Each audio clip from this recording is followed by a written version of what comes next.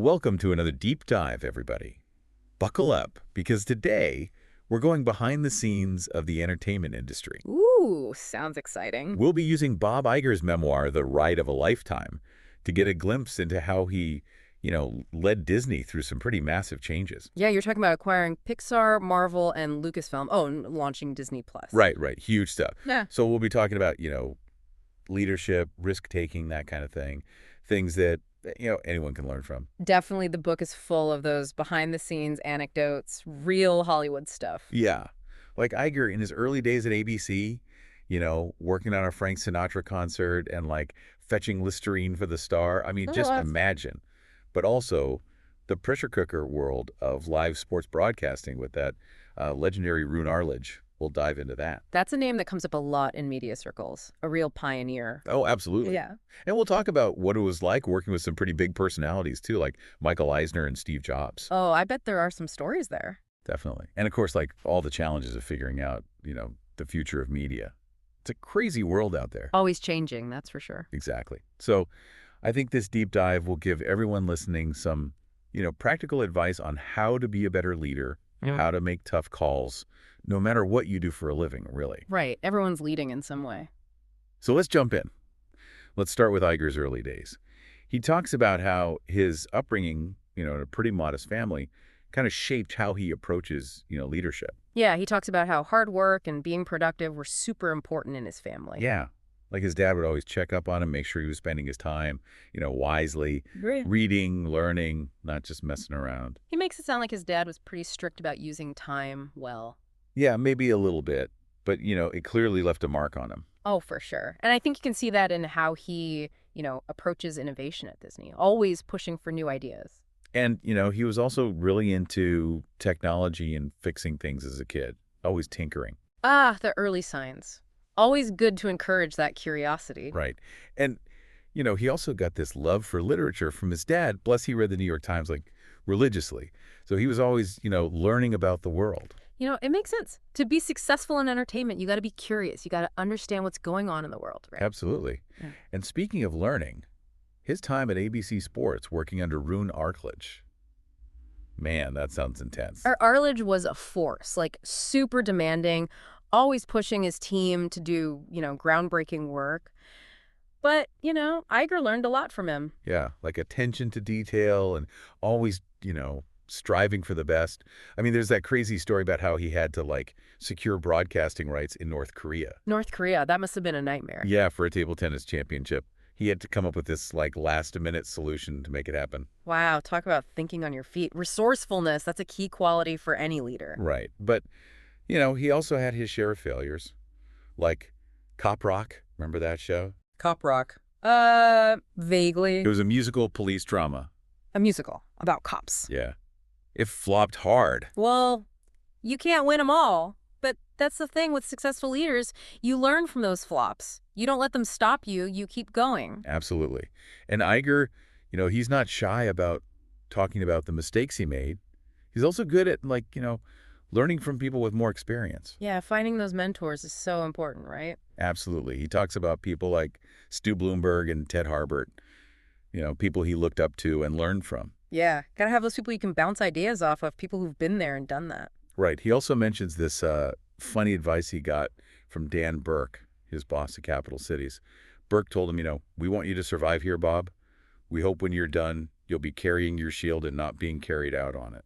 Oh, wow. That's pretty brutal. But I guess that's the entertainment industry for you. Right. Yeah. That's tough. But, it also shows how important relationships are in that world.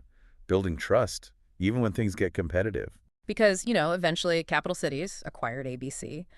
And then Disney acquired Capital Cities ABC. So Iger was right in the middle of this huge culture clash. You've got the data-driven world of, Capital Cities ABC colliding with, like, the free-flowing creativity of Disney. It's a recipe for, some friction. Yeah, and on top of that, Disney Animation was having a tough time. Pixar was killing it, but Disney was struggling to keep up. So how did Iger handle that? I mean, what did he do to try and, fix Disney Animation? Well, he knew he had to shake things up. Disney had this group called Strategic Planning, It was like, they had to approve every big decision. It's a lot of bureaucracy. Yeah, exactly. It slowed everything down. So Iger, he decided to get rid of strategic planning. Wow. That's pretty bold, especially since he was kind of new to Disney at that point. It was a risk, yeah. But it shows how much he valued, being able to make decisions quickly and adapt. Agility, right. Super important in a fast-moving industry like entertainment. Definitely. He really believed in empowering the people who were, actually running things. It makes sense. You can't micromanage everything if you want to innovate. And speaking of innovation, we got to talk about the Pixar acquisition. That was huge, not just for Disney, but for, like, the whole animation world. And it almost didn't happen. Remember that whole feud between Steve Jobs and Michael Eisner? It was legendary. Oh, yeah. Bad blood, big time. But Iger knew that Pixar was exactly what Disney animation needed. So he decided to, mend fences with Steve Jobs. But how? Jobs was notoriously tough to deal with. Well, he made a really smart move. He agreed to put Disney shows on the video iPod. Ah, the iPod. Back when that was the hot new gadget. Right, and Iger saw the potential of it, even though it was, like, a pretty new thing at the time. That's forward thinking. Exactly. And it helped him build a relationship with Jobs, which eventually led to, them talking about a possible acquisition. It's amazing how these big business decisions can hinge on personal relationships. Totally. Yeah. But convincing the Disney board, that was another hurdle. They were not convinced this was a good idea. It's a lot of money to spend, especially on a company that's, doing things so differently. Right. So how did Iger get them on board? Data. He showed them research about how Disney animation was struggling and how Pixar was, like, dominating. So he laid it all out. No sugarcoating. Exactly. And then he brought in the big guns, Steve Jobs, John Lasseter, and Ed Catmull from Pixar. Wow, the dream team. They basically wowed the board with their, vision and passion. They really sold them on the idea that Pixar could help Disney animation. And in the end, the deal happened. Disney acquired Pixar for $7.4 billion. It was a game changer. Absolutely. But that's just the start of Iger's journey, believe it or not. We'll be back in part 2 of this deep dive to talk about, Marvel, Lucasfilm, and the wild world of streaming. Okay, so we left off with Disney acquiring Pixar. Like, game over for the animation world, right? It really was a turning point. But Iger, he doesn't just stop there. Yeah, he's always looking for the next big thing. And in this case, it was superheroes and a galaxy far, far away. We're talking Marvel and Lucasfilm. Talk about bold moves. It's like he had this vision, this idea that owning these massive franchises, these stories, these characters, it would be huge for Disney. Especially as the media landscape was, changing so rapidly. It was all about intellectual property. And this was before the Marvel Cinematic Universe was like the global phenomenon it is now. He saw the potential before it was obvious. It was still early days for superhero movies. But Iger, he recognized the power of those stories. So how did he actually pull off these acquisitions? I mean, convincing Marvel and Lucasfilm to sell, it must have been tough. Well, with Marvel, it wasn't just about buying the company. It was about the talent. He really put his faith in Kevin Feige, the guy who basically built the MCU. Yeah, trusting the people who, actually know the material. That's huge. And with Lucasfilm, well, that was a whole other challenge. I mean, we're talking about George Lucas, the creator of Star Wars. Yeah, convincing him to sell his baby, that couldn't have been easy. Iger knew he had to show Lucas that he respected, his vision. He had this track record with Pixar showing he could integrate a company without, crushing their creative spirit. And Iger actually had a little help from Steve Jobs. Oh, right. Jobs and Lucas were good friends, and he basically told Iger, just call him up. It's amazing how, personal connections can influence these massive business deals. So Iger, he calls Lucas, and Lucas is surprisingly open to the idea of selling. But there's a catch. Oh, what's the catch? Lucas wanted what he called the Pixar deal, meaning he wanted the same price that Disney had paid for Pixar, $7.4 billion. Whoa. That's a lot of money. I mean, was Lucasfilm even worth that much at the time? Not really. I mean, it was valuable, of course, but it wasn't at the same level as Pixar in terms of, production and consistent hits. So how did Iger negotiate that? I mean, that's a tough position to be in. He was really honest with Lucas. He explained that while he loved Star Wars, the Pixar deal just wasn't realistic. That's brave. Telling George Lucas no, that takes guts. But Iger explained that he needed to be able to justify the price to the Disney board and, the shareholders. So he was straightforward, but respectful. Yeah, exactly. He found that balance between, enthusiasm for the franchise and being realistic about the financials. And it worked.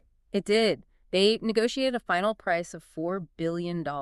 Still a huge amount, but less than Lucas initially wanted. So he gets Marvel, he gets Lucasfilm. Yeah. It's like he's building this unstoppable content machine. And those acquisitions, they really changed everything for Disney. They've been behind so many blockbusters, TV shows, theme park attractions, you name it. It's crazy to think about the impact. But, even with all this success, there were still challenges on the horizon. Streaming was starting to become a big deal, and Disney needed to figure out how to adapt. Right, Netflix and Amazon are changing how people watch movies and TV. It was a whole new world. And, Disney, they were still focused on, like, theatrical releases, cable TV, theme parks. Switching to streaming, it was a risk. It could have hurt their existing business, but Iger knew they had to do it. He saw the future. So he decides to launch Disney Plus Fredo. That's a big decision. How did he get everyone on board with that? Transparency. He was very upfront about the challenges they were facing. He told his team, he told the investors, this is going to be tough. We might lose money in the short term, but this is the future. That 2017 investor call where he said they were making a strategic shift to streaming, I remember that. Yeah, that was a big moment. It signaled that Disney was all in on streaming. They were going to compete with Netflix. But it wasn't just about, saying it. They had to actually change how they did things. How do you reward people when you're not sure how to measure success in this new world of streaming? It was a big shift. Iger actually proposed changing how executive compensation worked. He wanted to reward people based on their contribution to the streaming initiative. But basically, he's saying we need to focus on the future, even if we don't know exactly what it looks like yet. He was willing to challenge the old ways of doing things to make sure Disney stayed ahead of the curve. But all of this, the acquisitions, the launch of Disney Plus, it couldn't happen without trust. He had to build a team that believed in his vision. Yeah, and that trust, it came from years of, consistent leadership, clear communication, and giving people the power to make decisions. It's a good reminder that leadership is about more than just having the right ideas. It's about creating the right environment for those ideas to thrive. But we're not done yet. Iger still had one more massive deal to make: the acquisition of Fox. Oh, yeah, we can't forget about that. Plus, there were all those personnel issues he had to deal with and, the whole conversation around leading with integrity. We'll dive into all of that in the final part of our deep dive. Stay tuned. There's still more to uncover in Iger's ride of a lifetime. Okay, so we're back for the final part of our deep dive into Bob Iger's ride of a lifetime. We've covered a lot of ground already, from his early days at ABC to those mega acquisitions of Pixar, Marvel, Lucasfilm, and then launching Disney Plus. Yeah, it's a wild ride through the entertainment industry, for sure. But, Iger's story, it's more than just, big deals and Hollywood glamour. Right. In this part, we want to get into the, more human side of leadership. Yeah. The tough calls, those ethical challenges, and how he, tried to create a culture of integrity at Disney. Definitely. And speaking of tough calls, that acquisition of 21st Century Fox, that was huge, even for Disney. It was a mega deal. I mean, absorbing a whole media empire like that with its own studios and TV networks, global reach, it's mind-boggling. Totally. And it all started with, a dinner conversation between Iger and Rupert Murdoch. Wait, seriously? They were just casually chatting over dinner, yeah, and this billion-dollar deal came up. It's kind of crazy, right? When you're at that level, maybe that's how things happen. Iger sensed Murdoch was open to selling, but he had conditions. He wanted Iger to stay on as CEO longer than planned, and, he wanted a good price. So even with these massive companies, it's still about personal relationships and individual, motivations. It's not just numbers on a spreadsheet. Exactly. Murdoch wasn't just selling assets. It was like handing over his legacy. It's a lot of pressure. So what was Iger thinking? What were some of the things he had to consider before, jumping into this? Well, he had to think about the value of Fox's content library, their global presence, the talent they had, but then also the challenges of merging two huge companies, navigating all the regulations. Plus, how would this affect Disney's existing businesses? It's a high-stakes gamble for sure. Oh, absolutely. And as they were working on the deal, Comcast jumps in. They wanted Fox too, and it became this bidding war. Whoa, a bidding war. That's got to be intense. It was a battle, each company trying to outdo the other, but Iger, he stuck with it. He had this clear vision for what the combined company could be, and in the end, Disney won. They paid how much? $71.3 billion for Fox. It's hard to even imagine that much money. It's a mind-blowing number, and it totally reshaped the media landscape, gave Disney this, incredible advantage. But right around that time, things got complicated with John Lasseter, the head of Pixar and Disney Animation. Oh, right. He was accused of misconduct. That must have been a tough situation for Iger, especially with Lasseter being such a, big name at the company. It was a shock for everyone, and it really tested Iger's commitment to creating a safe and respectful workplace. He took action quickly, put Lasseter on leave, and eventually they parted ways. It was a bold move, especially considering how important Lasseter was to Disney's success. But it sent a message like, certain things are non-negotiable. Totally. It showed everyone that protecting employees and upholding those values, that had to come first, even if it meant, losing someone valuable. It's a reminder that real leadership is about doing the right thing, even when it's hard. And he faced that again with Roseanne Barr and her sitcom. After she posted those offensive tweets. Right. Iger canceled the show, even though it was really popular. He drew a line in the sand. No matter how successful you are, there are consequences for your actions. That's a powerful message. And then you have Black Panther, which Iger really championed. That movie was a cultural phenomenon. Talk about representation and inclusion. It broke so many barriers in Hollywood. Iger was willing to, push boundaries and tell stories that matter. It wasn't just about making money, it was about making a difference. So as we wrap up this deep dive into Bob Iger's journey, what are the big takeaways here? What can we, learn from his leadership? Well, he was always learning, always curious. He wasn't afraid of change, even embraced it. He built trust, he empowered people, and he wasn't afraid to take risks. Calculated risks, of course. And he always tried to do the right thing, even when it was tough. It showed the true leadership. It's not just about being the smartest person in the room or having all the answers. It's about being adaptable, being willing to learn and grow, and having the, courage to stick to your values no matter what. Okay. So yeah, I think there's a lot we can all learn from Bob Iger. I think so too. All right, everyone, that wraps up our deep dive into Bob Iger's ride of a lifetime. We hope you found it insightful. Thanks for listening.